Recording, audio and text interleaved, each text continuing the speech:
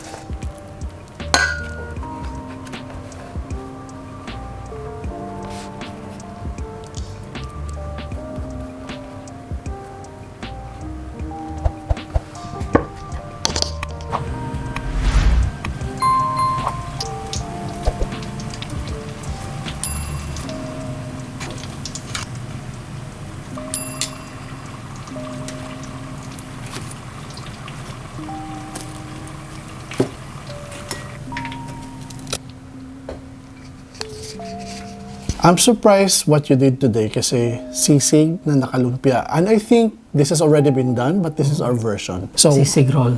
Sisig roll, ang tawag natin dito. O, sige. So, mga gustong mag-negosyo dyan, pwede ito. So, ngayon, tikman na natin. Tikman muna natin yung loob. Yan.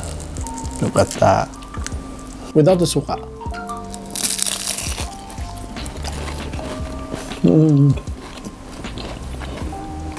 Nga pala, masarap siya, ha? This is sisig na walang walang mayo.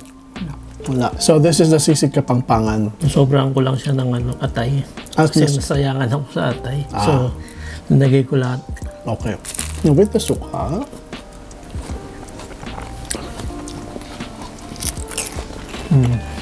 Sarap.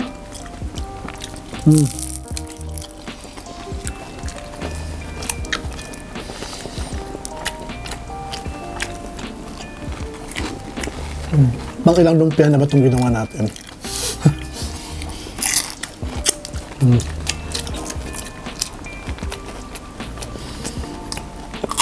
At saka mga ka-wonders, look at our presentation. Naka-see-through glass at saka talagang swak yung number of lumpia na nilagay natin dito.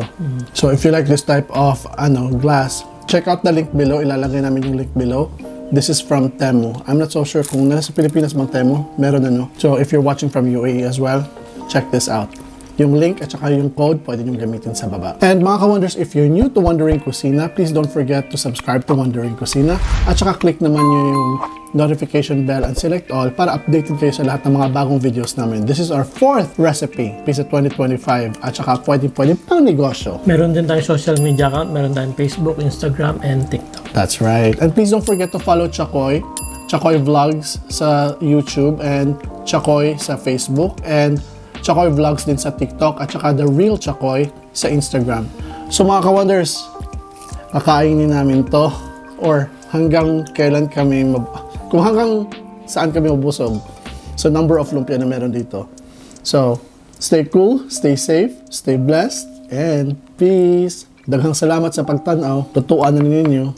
Lang pawis, halang. Lamig kay suka kay halang.